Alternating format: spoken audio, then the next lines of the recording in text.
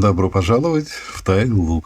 В предыдущем уроке мы создавали пространство нашей комнаты, а сейчас посмотрим, как можно наполнить ее необходимыми предметами. Мы увидим, как можно добавить и расположить 3D-объекты в разных проектах. Хочу напомнить, что 3D-объектами или моделями мы будем называть предметы мебели, сантехнику, аксессуары и другие объекты, имеющие объем. На вкладке «Меню» «Расположить объекты» есть все необходимые инструменты для работы с ними. 3D-объект или 3D-модель, называйте как вам нравится, можно добавить в проект и расположить его в нужном для вас месте. Нажимая на кнопку «Добавить модель», выбираем место, откуда мы хотим выбрать и загрузить ее. Предлагается несколько вариантов. Загрузить из TileLook. Это основная наша библиотека, где объекты сгруппированы по папкам. Все объекты, мое избранное и мои объекты. Копировать из проектов TileLook. Здесь мы можем выбрать и скопировать объекты из других проектов. Или воспользуемся внешними библиотеками и нажмем «Загрузить из 3D Warehouse», где вы найдете миллионы объектов, которые можно скачать бесплатно. Вы также можете добавить, импортировать объекты из файла, из своих личных библиотек в форматах 3ds, OBJ, Dia, SketchUp и других. Если хотите подробнее узнать об импорте 3D-объектов из других программ, то рекомендуем вам посмотреть отдельное видео, ссылка на него расположена под экраном.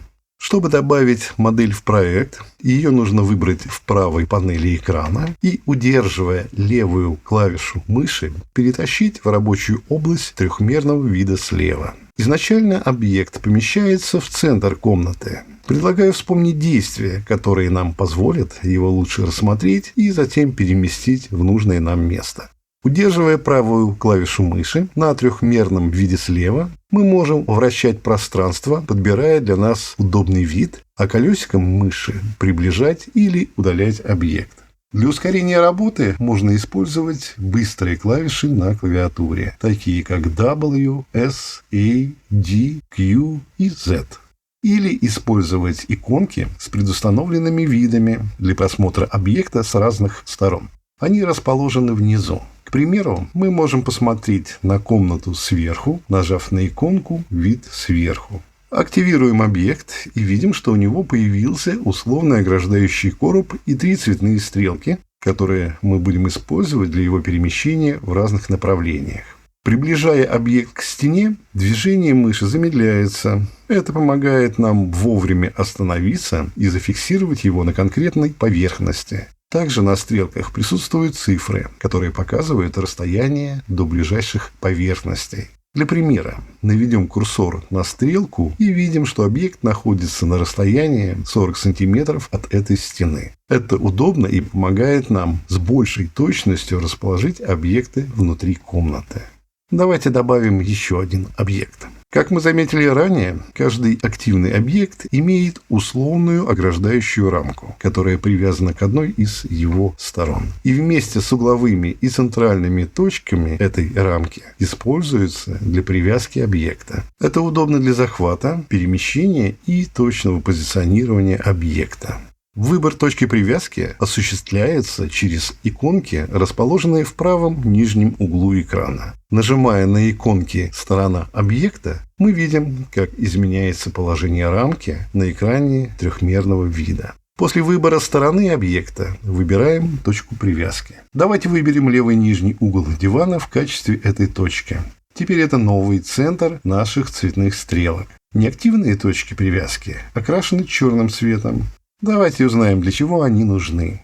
Подведем курсор к другому объекту и видим, что на нем появились черные точки. Выберем и нажмем на одну из них. Как видите, наш объект переместился так, что его активная точка привязки совпала с черной. Этот прием нам позволяет достаточно точно расположить объекты в проекте. Если вы хотите добавить в проект 2 одинаковых объекта, то после переноса вы обнаружите в правом окне его дубль. Это не ошибка. Это позволяет нам переключаться между объектами и раздельно их редактировать. И если есть необходимость полностью удалить объект из проекта, то нажимаем на крестик и подтверждаем удаление.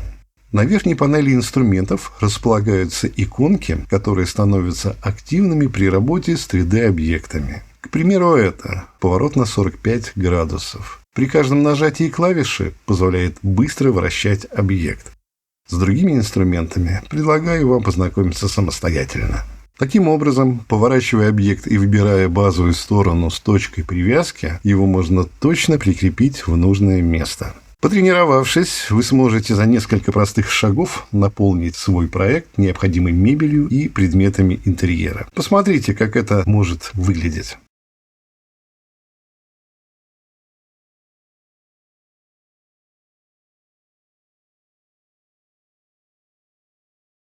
Давайте теперь посмотрим пример с ванной комнатой. Эту модель подвесного унитаза добавим в проект. Выбираем на нем удобную точку для привязки и нажимаем на угол комнаты, чтобы переместить его туда. Затем сдвигаем влево и фиксируем на расстоянии 40 см от стены. Меняем точку привязки и делаем ее по центру. Поднимаем наш объект вверх на высоту 40 см от пола. Добавим теперь в проект подвесное биде. Выбираем на нем точку привязки и указываем на подвесном унитазе ту точку, к которой его надо прикрепить, чтобы оба объекта оказались на одной высоте. Далее с помощью инструмента «Переместить объект» смещаем биде влево на 40 см. Выбираем синее направление для смещения и вводим в поле значение со знаком минус. Минус 40 см. Нажимаем «Подтвердить». Как видите, ничего сложного. Немного практики, и вы сможете за несколько шагов обустроить ванную комнату.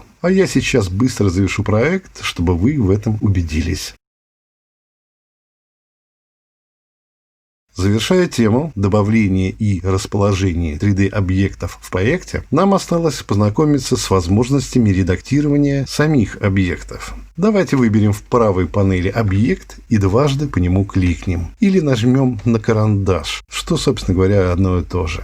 Видим, открылось окно редактирования объекта, в котором можно изменить как отдельные размеры, так и масштаб объекта в целом. Обратите внимание на цвет параметров. Он говорит о направлении измерений, а иконка с замком о режимах редактирования. Если замок закрыт, то, изменяя значение одного параметра, будут меняться пропорционально и другие. А при открытом замке редактирование ширины, высоты или глубины объекта можно делать независимо. Также можно отредактировать название объекта, выбрать удобную размерность для масштаба или поменять представление объекта, зеркально перевернув его в нужной нам плоскости. Если при выборе вида или сцены для визуализации какой-то из объектов вам мешает, его можно скрыть, убрав галочку с опцией «Видимость». Тогда в правой панели экрана у этого объекта появится значок, который покажет, что этот объект временно скрыт. Возможно, в процессе работы над проектом появится необходимость поменять материалы или цвета у некоторых объектов. Об этих возможностях мы поговорим в следующий раз, когда будем знакомиться с функциями вкладки «Визуализация». Там же мы узнаем, как управлять освещением в вашем проекте.